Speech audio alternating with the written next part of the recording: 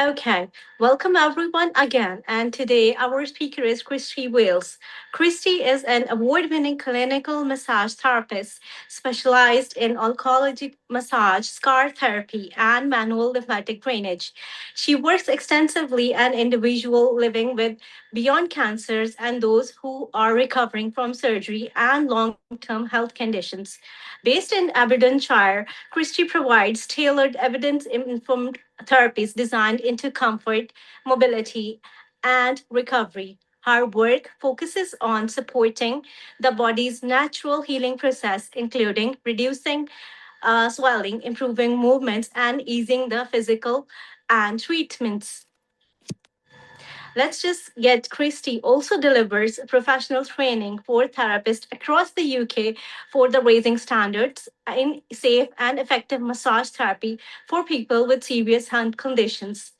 Today, she will be speaking about how scars can continue affect your comfort, movement during and after surgery and treatment, and how treatment can affect appropriate aftercare therapeutic approach is important in ongoing recovery. Welcome, Christy.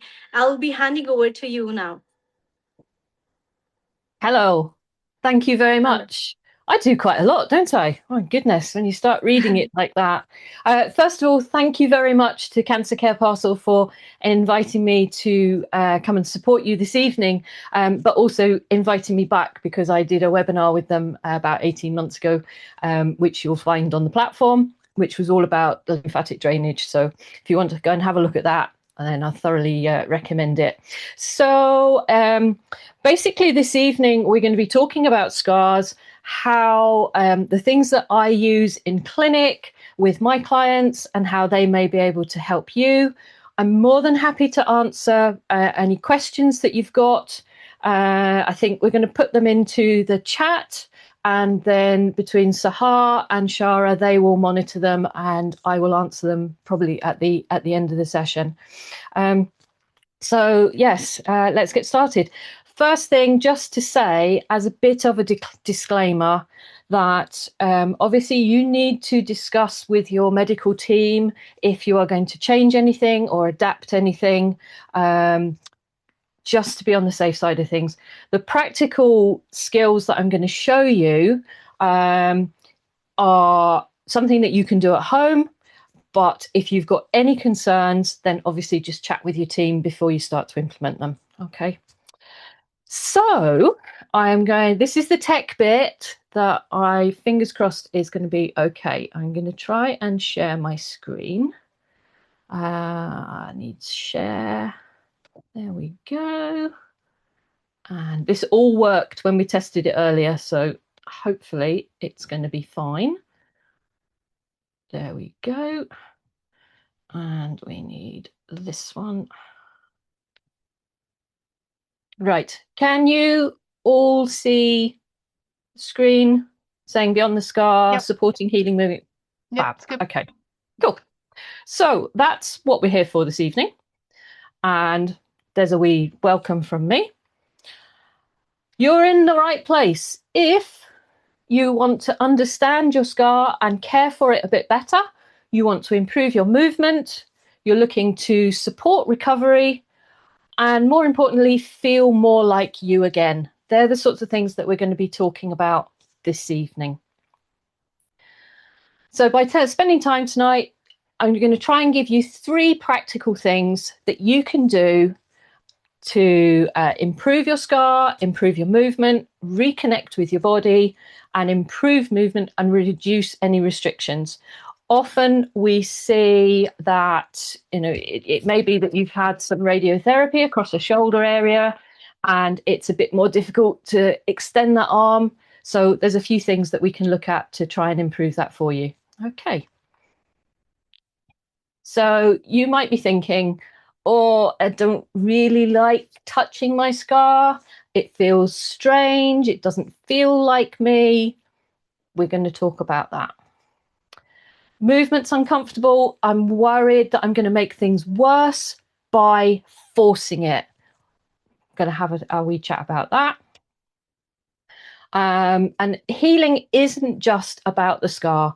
It's about movement, it's comfort, it's confidence, and feeling more like yourself again. Is that resonating with anybody so far?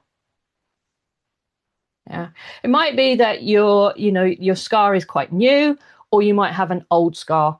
It doesn't really matter. We can work and improve them regardless of that. Stay to the end and there's a wee bonus, but you have to get to the end to find out what that is.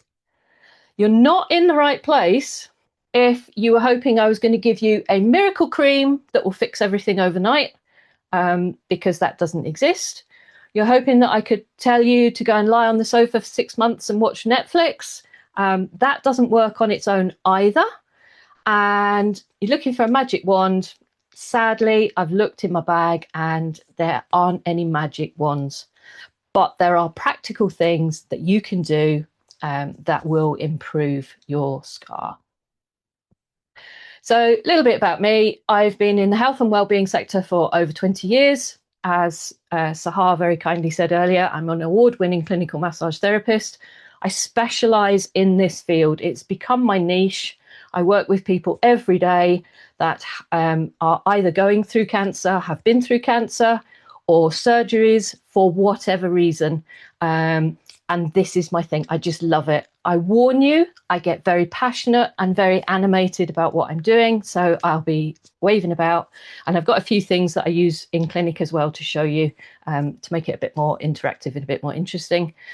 So that's really what I do. I was honoured last year. I was Therapist of the Year for one of the awarding organisations across the UK, which was just incredible. Not so much for an ego type thing, but just for recognition that what we do is so important, and it's often sort of not talked about that much. So it was really great to have some publicity for the whole industry and everybody that works within this sector. Similar to Sahar, I'm a public speaker. I create courses and provide courses for therapists that want to come into this sector. And I'm very passionate about helping my clients and people to move and heal and get their confidence back as well, because that's something that's not talked about very much. It's taken away when you have health issues, when you have surgeries, and it's difficult to get it back.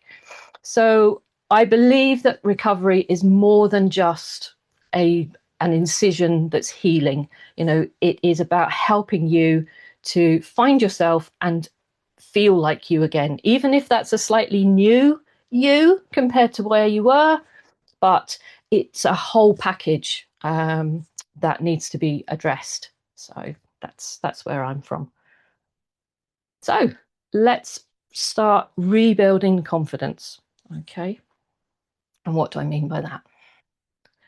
So how do scars form? And scars can be, for some people, they're very an emotional part of their body, and a negative because it's maybe a situation that they were in that they didn't ask to be in that situation. This health condition came along and turned their life upside down. So it has a negative connotation. Other people, they have it more as a positive and they think, yep, I've got through this, I've done that, and now I'm into a new chapter of my life. So it's very much an individual thing how you react to your scars. And there is no right or wrong. Let me say that. It is what is best for you at the time and how you want to proceed with it. But basically, your scars are formed by a break in the skin and the tissue, whether that is an incision from a surgeon and a scalpel, or you've just caught yourself on a barbed wire fence, or maybe even way back in your childhood when you were mucking around in the playground and you fell over and you grazed your knee and you've got some form of mark on your skin that is left from that injury. So scars come from all different places. Your body's job is to protect your body, to help repair your body, and over time reorganize those tissues. So trauma happens And then your body sends out all these armies of workers. So you have got soldiers that are linked with your immune system. So they come along with the white blood cells and they try and protect the body from any invasion of bacteria, infections, and boost your immune system to keep you healthy. Then the mechanics and the engineers come along and the tailors, and they start putting the tissues back together. So where there's been, let's say, an incision, they'll come along and they'll try and stitch those muscles, the skin, the fascia, everything back together. And sometimes it doesn't always go in a straight line, or they don't always. If those two are supposed to connect, sometimes they'll connect there. So then you end up with a bit of a wavy line, and the tissues underneath don't feel quite in the right place. So that's what they're trying to do, is stitch everything back together and make it stronger and close that wound for you. Over time, then your body realigns those tissues, and that includes nerves, it includes vessels from the lymphatic system, tissues, skin, everything. And it just organizes itself. There are special mechanisms in the body that when it's healing, it'll lay down extra cells. And then there are cells that come along and then they say, well, I don't need that many there, so we'll just break those down a bit and take them away. So there's an awful lot goes on beneath the skin that we don't even see. We can't, I wish I had X-ray vision, because it would make life a lot easier to see exactly what's going on. But this is why you can get scars that some have extra cells in them. So they're a little bit more raised, they're a little bit darker in colour. Over time, often they will settle down and they will become paler and less raised. But it really depends what your body does. And some people naturally heal really quickly, and other people, it's a little bit more of a slow progress. So you have to bear that in mind and treat yourself as you. Try not to compare with your friend who's gone through a similar situation and they're maybe ahead of you. And you think, well, why aren't I doing that? Okay, it's because your body is working at a different speed, and that is absolutely fine. Okay. Any questions so far? Just pop them in the chat. Scar tissue.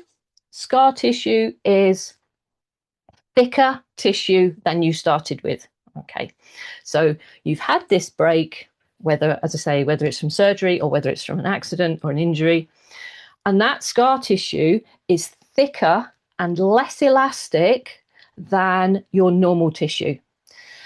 So that is why it can restrict your movement so much, because it doesn't have as much give, doesn't have the bounce that we see in normal tissue. And therefore, when you go to peg your washing out, you're like, oh, my arm doesn't want to go up there because it's restricted. So it affects movement, it affects the soft tissues underneath. The scar tissue, as I say, is thicker, and it can get a bit stuck to a layer underneath. Okay, if we did a cross section of the skin, there's layer upon layer upon layer all the way down, and sometimes they can get a bit stuck together in the middle, and that will affect your movement as well. Sensation. A lot of people talk about an area being numb. They have no feeling in there whatsoever, and that's because the nerves have been damaged that carry the signals that tell you something's hot or something's sore, and they need time to grow back together and talk to each other as well. You might go the other way and end up with hypersensitivity, which is where the slightest a feather touch and it's excruciating. So that again is down to the nerves, it's down to the body reorganizing itself and trying to get back to some sort of normal. With all that, it does affect mental well-being, because you find that it's frustrating that it's taking so long to heal, or that you can't go back straight away to where you were. And that does really cause problems on its own. So support throughout all of this is really, really key, whether that comes from, family members or friends or, fantastic. This is why we've got Cancer Care Parcel for people going through cancer, because it provides so much support and information for people. And, as a therapist for myself, I'm not a counsellor, but people can talk to me because they feel safe, the clinic is safe, and they can offload when they come in. So mental well-being does need to be considered in amongst the body's actual healing. So what can we do? Contact is really, really critical. A lot of times, and this is more with the cancer clients, as soon as they are diagnosed, a lot of people around them will instantly go, oh, can't touch you, can't give you a hug. And that's very difficult for people to get used to and accept. So then they get used to it. They only are really handled, and I use that term loosely, by medical professionals who are maybe not got the same time as I've got in clinic. So it's a little bit more rushed. But contact, just, hand on a shoulder, holding a hand, being there for them, that starts to reignite sensations and that feeling of contact, closeness, and security. Okay, because it can be a very lonely time. Even if you're just coming back from any sort of surgery, it's quite difficult for people to understand what you've been through. So you need to observe what's going on in your body and try to become comfortable with looking at your scar, looking at the area. And then we use a therapeutic touch, which is it's a positive connection. So if it's my hand, it's nurturing, it's hugging the area. It's not gripping it, and it's not kind of wafting over the top, which is just as annoying. All right. It's like giving somebody a hug. And we can use this technique, this movement, for all sorts of symptoms. So especially the hypersensitivity. If you've got an area that is zinging away and it won't calm down, things like a weighted blanket, that's really useful if you've got legs that you just can't get them to settle. Or you can put this, we call it a compression, and you just literally hold the area few seconds and then move along wherever it's annoying you. Hypersensitivity, it works for that as well. And it works to try and reignite numbness and where there's a lack of sensitivity too. So it's a multifunctional technique that I use really successfully for either of those things. And then that starts to reignite your awareness as well of how that area is feeling. Is it feeling alive again? Or is it feeling a little bit numb still? So it's just in your own time, practicing with it, having a little play, see how it feels. Can you feel something? Does it feel distant? Sometimes when there's numbness in the area, people will say, well, I know your hand's there, but it feels like there's a two thick duvets between your hand and my skin. So they know it's there, but there's this distance, there's this gap. And as we work over the weeks, that distance closes and go, yep, I can feel it again. If you've been through surgery, whatever type of surgery, and you suddenly start to get like an electric shock and you think, oh, as fast as it's happened, it's gone. That's nerves coming back to life, regenerating. And as annoying as it can be, that's a positive sign because it shows that things are knitting back together. The electrical impulses are traveling along those nerves, and you will have sensation and feeling coming back where you've possibly not had it for a while. But as I say, it can be a bit frustrating because, you'll be doing something and you'll go, it's like touching an electric fence. So just to give you a heads up on that one. And some of these things, they don't always tell you when you've had your surgery or when you're having your rehab. And then you can be at home and you get this zap and you're like, oh my goodness, what was that? So that's what that is. It's nerves coming back to life. So over a period of time, you can increase your body awareness. You can improve the connection that you have with your body, and you can observe things improving. Gentle movement. Okay. So I talk about movement rather than exercise, because as soon as you say exercise, a lot of people jump to conclusions about having to go to the gym or buy equipment or, find X amount of time in their day. And that's not what I'm looking for. I'm looking for the activities that you're struggling with. So, like I say, if you're trying to peg out the washing, or even brushing the back of your hair, putting it into a ponytail, doing up your bra at the back, these daily activities that you need to be able to do and find restriction with, they're the ones that I work with mostly, first of all. So simple things just to mobilize the shoulders are just to get them to move. And it might be that one shoulder moves more than the other. So what we'd do is we would then work more on the side that's restricted, but just keep the other one in maintenance. So if I did 5 on my left side, just to keep it mobile, but my right side was the problem, I'd probably look to be doing 10. If you do the same amount on each side, you'll never catch up. That's the reason for it. So shoulder rolls are really good. Gentle reaching, I keep saying about pegging out the watching, but you want to reach up and get something out of the cupboard, then, we just practice that movement. And it might be that we just bring, let me see if I can show you, bring the whole shoulder forward rather than trying to get the massive reach. You've done your rolls, you've woken up the area, and then we're just bringing it round. Might go that way, bit of chicken wing, take it back, but anything that just loosens up that area. When I'm working with people who've been through breast cancer and they've maybe had radiotherapy and surgery, this whole area can be really tight, and doing that is nigh on impossible for some of them. So working on that improves it, reduces the restriction, and helps you get back to where you want to be.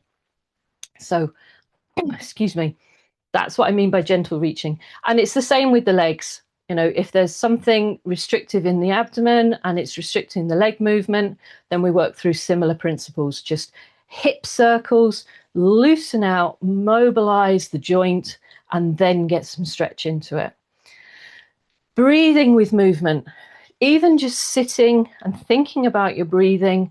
Sometimes you need to slow it down, like I do now because I'm getting all jazzy. Sometimes you need to slow it down. Sometimes you need to speed it up. Sometimes you hold your breath while you're trying to do a movement because you're anxious that it's maybe going to be difficult or painful or restricted. So you're like, okay, I know I've got to get that coffee cup out of the cupboard. Just about. And you're holding your breath while you do it. When you're holding your breath, you're creating tension in the body and in that area, and that makes movement more restricted. So you almost need to go, and then go for your reach. So practicing breathing is something that doesn't involve any equipment. You can just do it anywhere.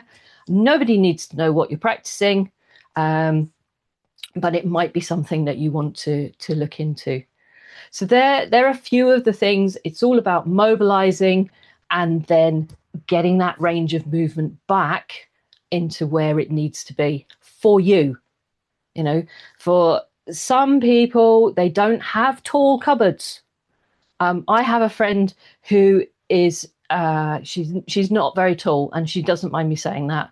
So she, in her kitchen, when she redesigned it, She didn't have anything that meant she was going up here because she can't get there.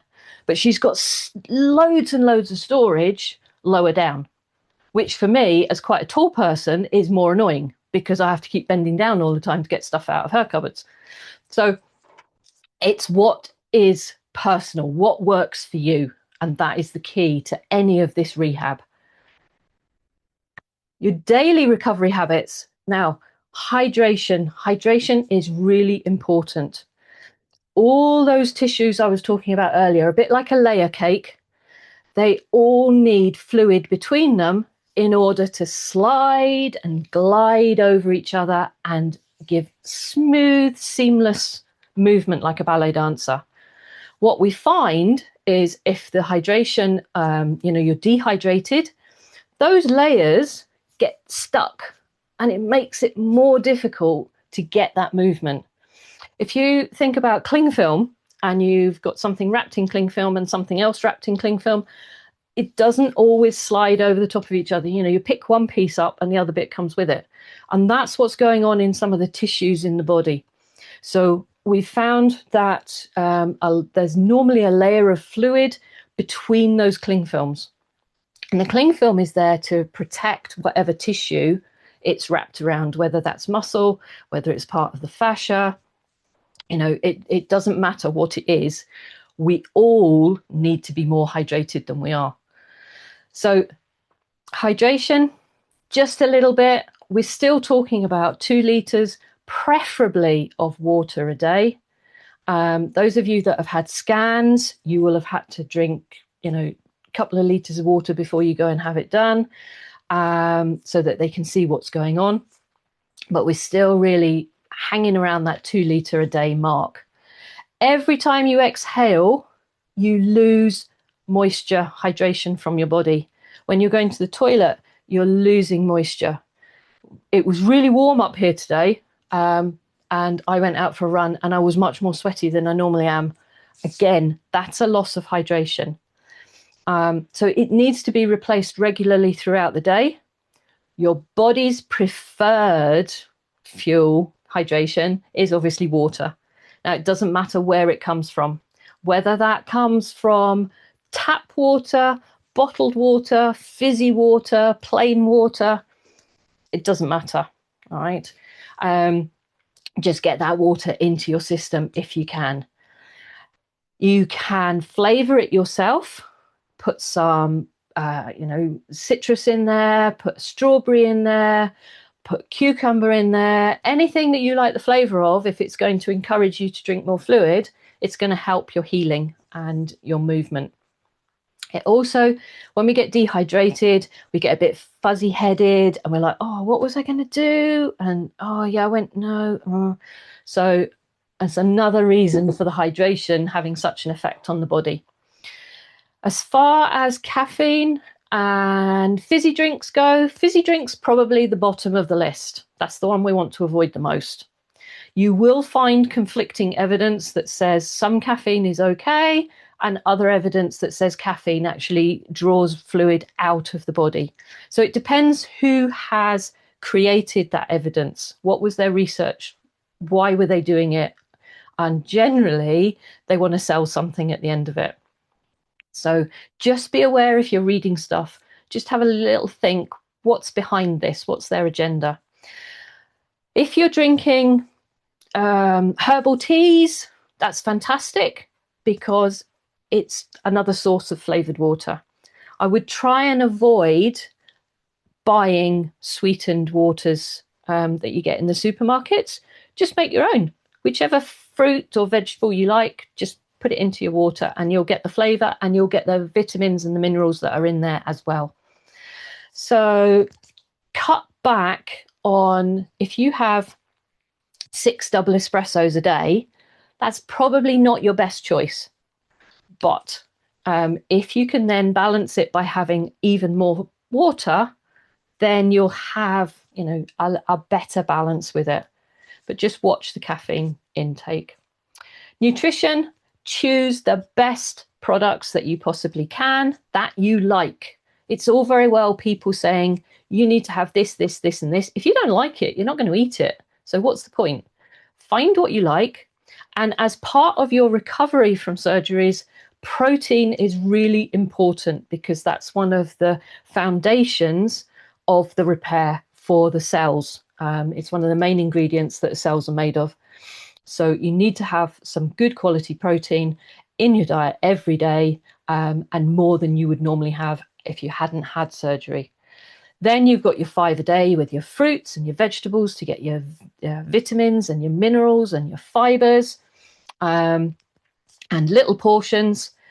Make it easier on the body rather than a great big meal and then a gap. That just makes the system work a little bit harder. Rest is really important as well.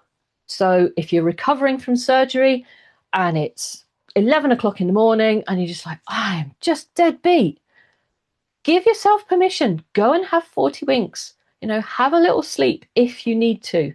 Okay. And if you can, because your body is working really, really hard. Remember, all those builders and the tailors and the soldiers are all out there working hard to repair the damage that's been put upon your body. And therefore, the body wants you to rest so that it can focus on those teams of armies repairing things.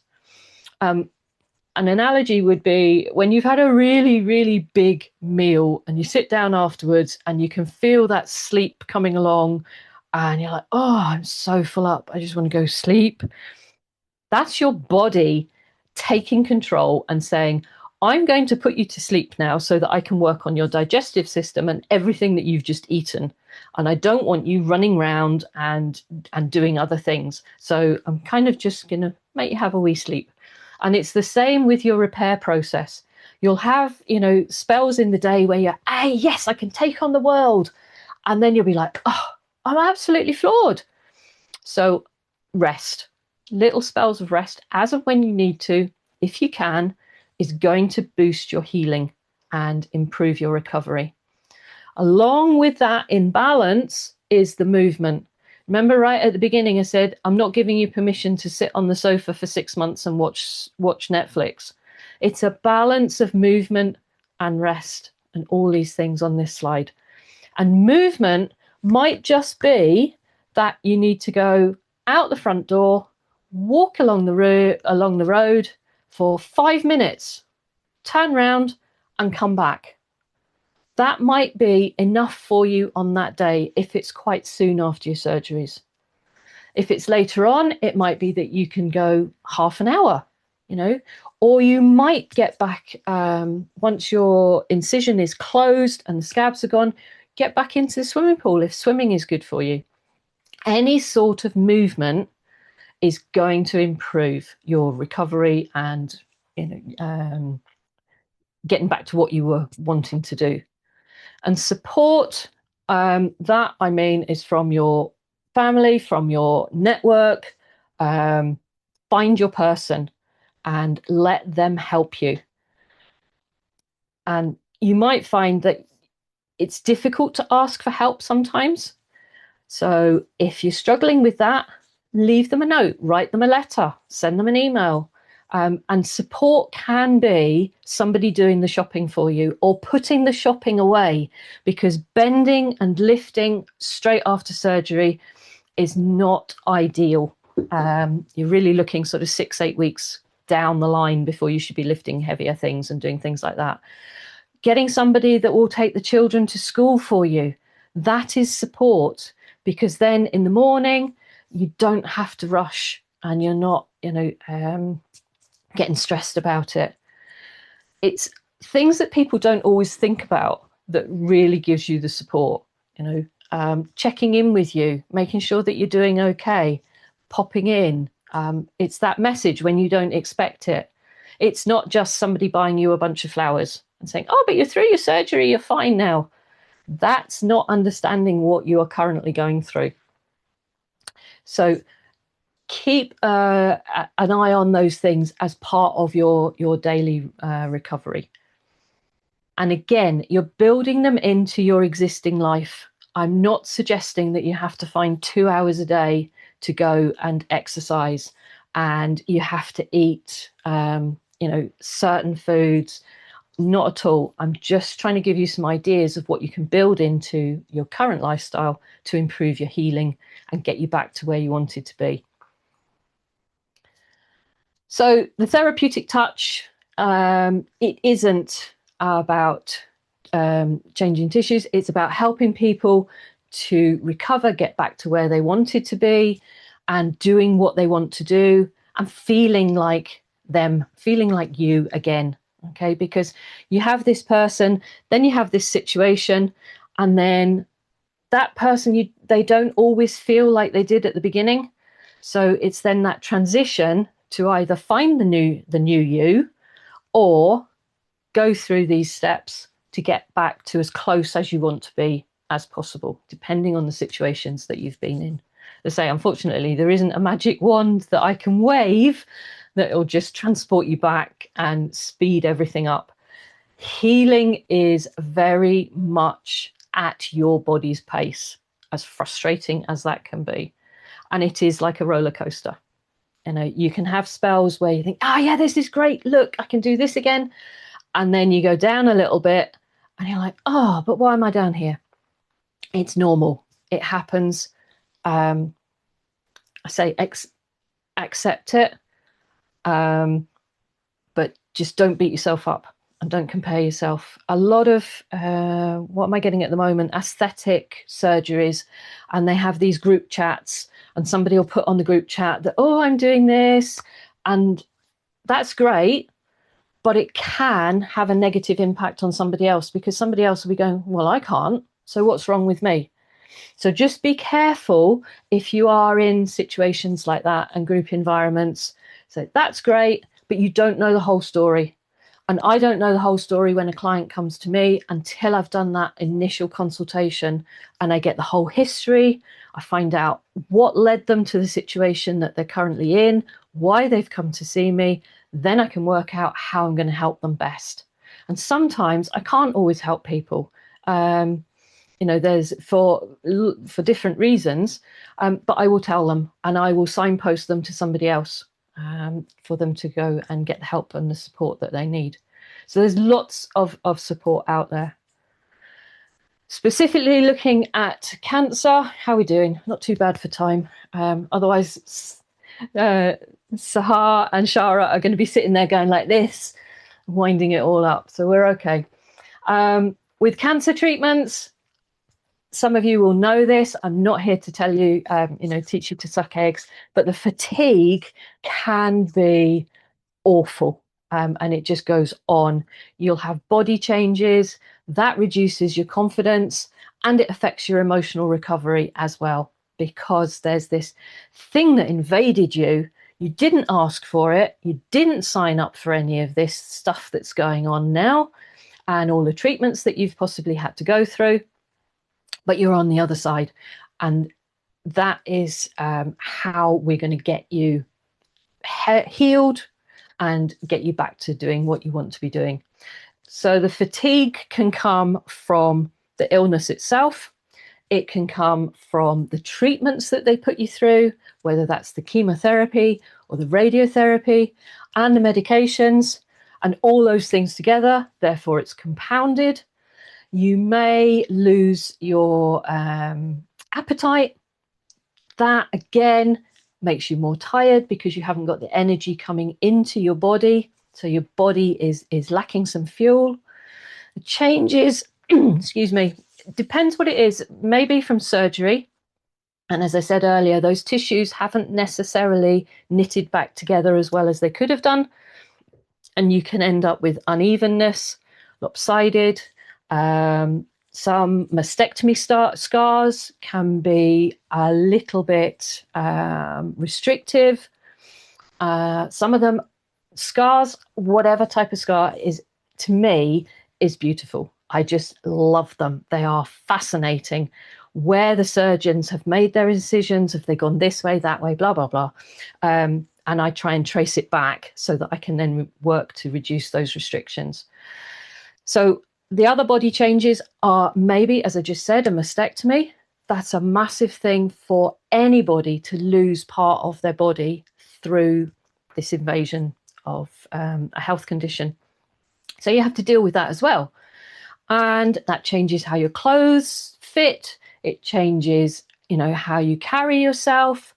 Because I'm talking more about the mastectomies here. You're lopsided.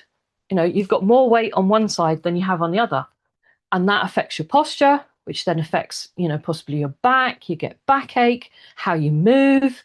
It goes on. There's a lot of things connected to it. And again, you can sometimes end up in this negative circle of, well, it's not my confidence. I don't want to go out. I don't like this.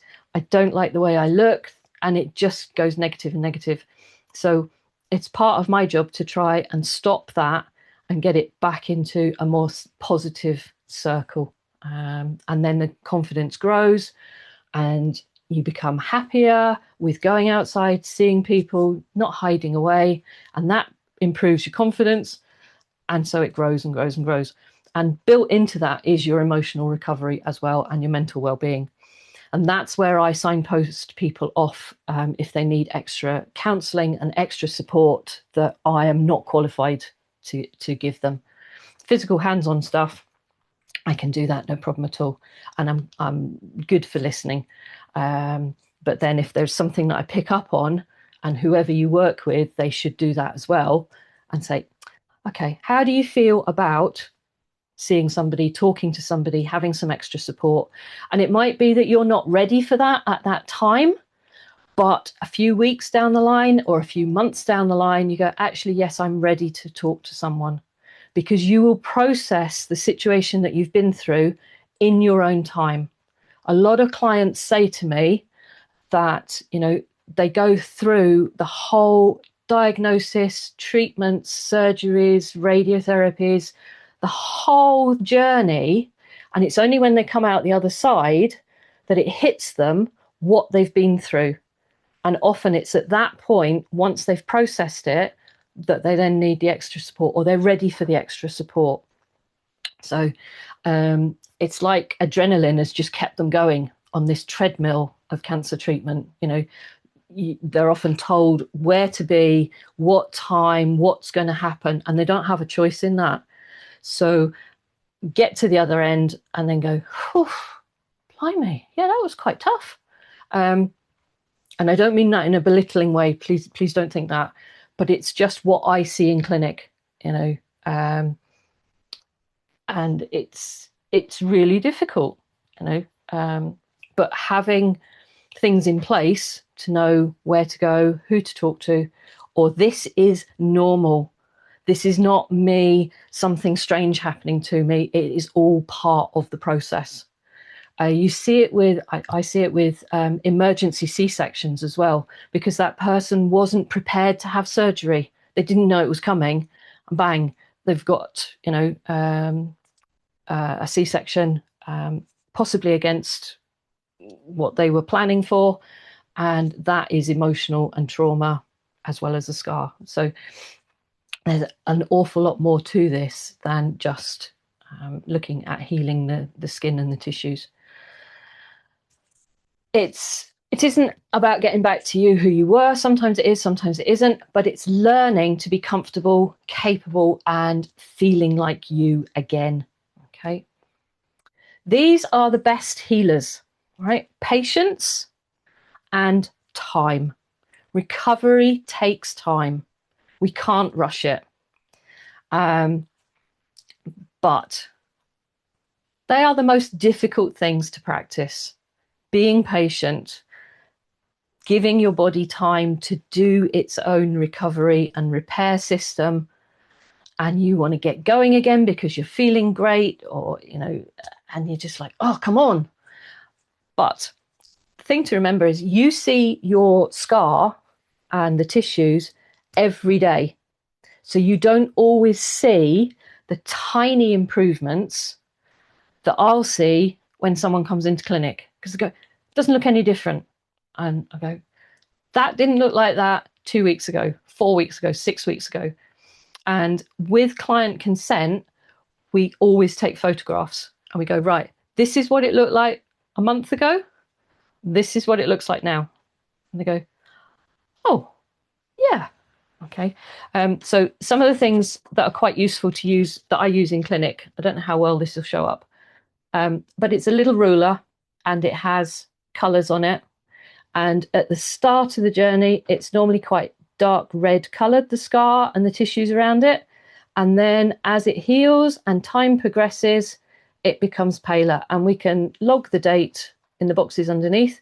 It's got a ruler at the bottom, so we can measure how long it is and how much it improves.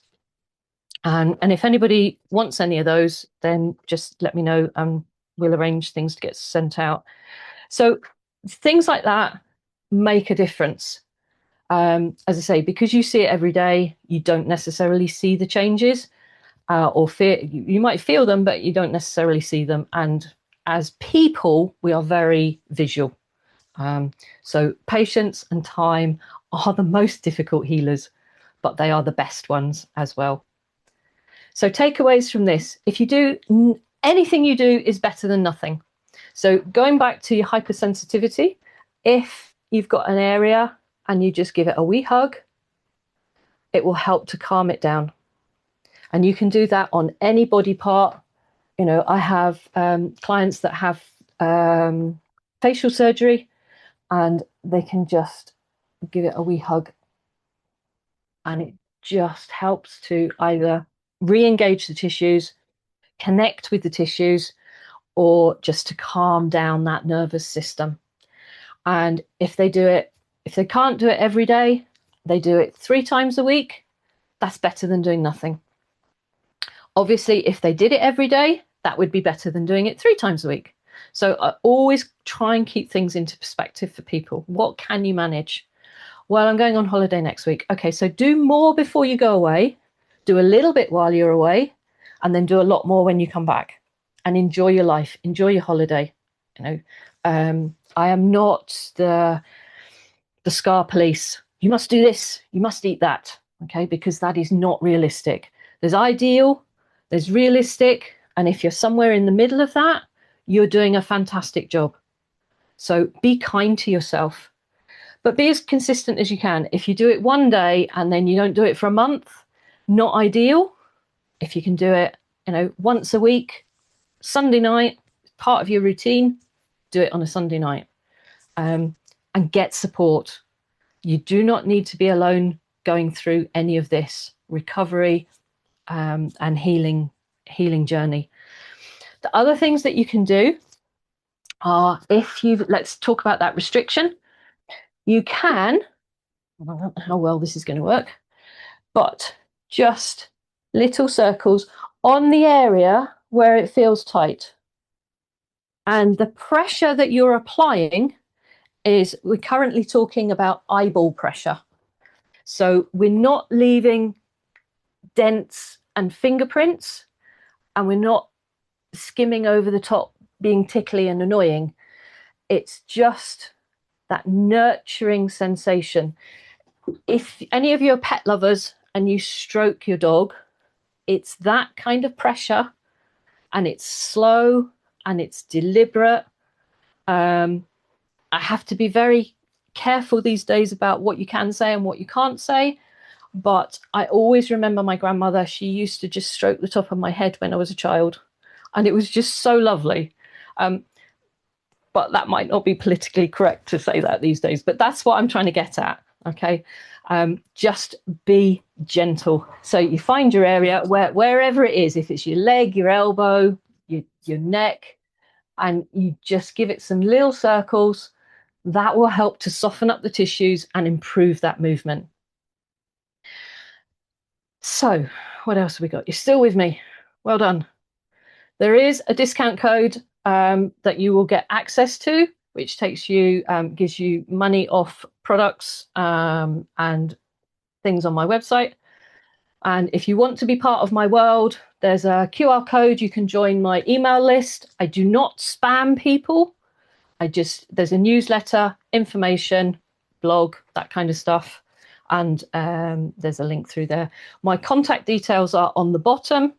You can contact me anytime. Just say that you are on this webinar. I will try and answer the questions as best I can. And if I don't know, then I will find somebody that does. But I'm all about sharing the information, sharing my experiences, and helping as many people as possible. 55 Lovely. minutes. Perfect. So we do have a few questions. I've seen people coming in and out. I think we've had a bit of internet issues, but we've got a few questions. Our first question is, how long does a deep scar take to go white from red? I use a Vino and 2 fingers. Okay, that's a good start. As I said earlier, it's going to depend on your body. Your body will decide how soon it wants to make that incision paler. But if you're using 2 fingers, do it. It's a person that, are they still on? If you want to, they're still here, but I don't name people unless they want to be named, just in case, because sometimes we have sensitive things. So if you want to, give me some more information about what you're doing. Yeah, I can unmute you if you like. I can see who it is, or you can put your hand up or type something else in. Put it in the chat. Give me a little bit more information. And what's it from? We're waiting for that. They are still here, so we'll wait for that. So the next person is my radio. It sort of relates to the talk before. Is my radiotherapy scars are still red over 6 years? Can I do anything about it? And as I say, if anyone wants to put their hand up, I will give you access to talk. And the tissues have been damaged through the radiotherapy. Sometimes they just stay like that. It's like a burn, and the skin has been damaged, and it's very difficult to reverse it. Sometimes something that I use is a scar tape, silicone scar tape, medical grade. That helps to. Oh, got a bit of repeat. Is that me? No, that's so much.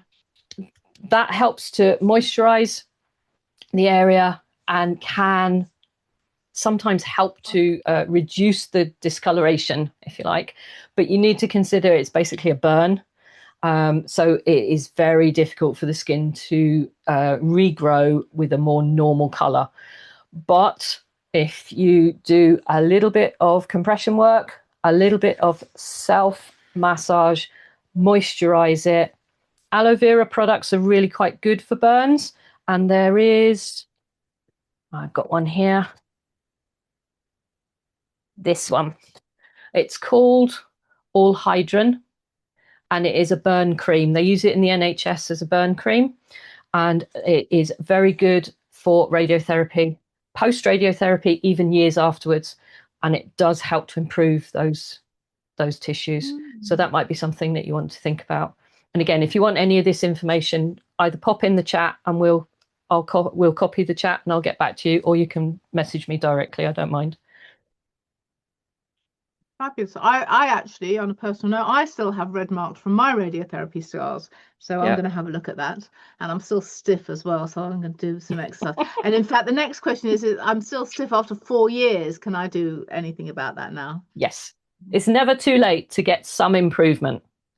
And that's where your consistency comes in. The more you work on it, the better it's going to be. If you do a little bit, you'll get a little bit of improvement.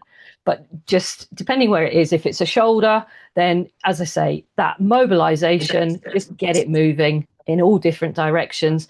And then we start to build in more sort of rehab stuff with the stretchy bands to improve range of movement. And you probably were given an exercise where you put your arms up against the wall and gradually walk your arm further and further up the wall as part of your rehab. That's still a good one to do, but just anything that gets that moving. And what I would say is, if it is screaming at you that's ow, this is really dangerous, then stop doing it. If it's just, oh, it's a bit tight, yes, oh, like a squeaky door, yeah, okay, I can deal with that, then that's okay. There's a difference between pain and stop and just working your way through that restriction, if that makes sense. So, and always get check in with your care team before you start doing things if you've got any concerns. But yes, you can make improvements, and most of it comes through mobilization and activity just to get things going again. Right. Are there any, Sahar, do you have any questions? Are there any other questions that people want to put in the chat, or if you want to put your hand up? There's one question that one has asked about the sensation. Would it ever come back? We can never guarantee it will come back 100%. It generally comes back to some degree. But again, it's down to your body knitting those nerves back together, the nerves talking to the correct nerves and not sending the signal off in the wrong direction. Comes back to your nutrition, on your healing and your hydration. And there's one other thing. If you have started to get those little electric shocks, or it's still feeling a little bit numb, what you can do is on the area, do quite a busy movement like this. Okay. And that's a stimulating movement rather than a nurturing one. And that's been shown to improve sensitivity and reduce the numbness. So busy if you want to encourage nerve regeneration, calming for every other situation. And that encouraging the nerve, sorry, and encouraging that nerve regeneration, can you also do that after many years, or do you have to do that straight after? No, you can do it. It's how long is a piece of string? You know, some people can do it years after and get a big improvement, and other people will get a little improvement. But any improvement in numbness and lack of sensitivity is positive. So it just depends on the body. The body doesn't read the same handbook that we do. You know, it doesn't say that by the end of page 42 on week 6, you should be doing this. The body's gone off in a different tangent, which makes it even more fascinating and challenging to find ways to help people. So anything else? Well, I think we've gone just 2 minutes over time, so I think it's a good time to stop. I'm going to just stop the recording. If you just bear with me, everybody. 2 minutes, I promise. If you're not comfortable touching that area, then find something. These little squidgy balls, stress balls, they're quite good because you can still use it with the correct pressure and you're not directly touching the skin. You could I often work through a layer of clothing when I'm working with people. So you can then just get used to working with that area through clothing, through a towel, something not too thick, but that then gives you a barrier between you and the actual scar, because not everybody likes touching those. They feel a bit lumpy or, you know, just doesn't sit well with everybody. So find something that you can use and control and have a layer of protection between you and the skin. There you go.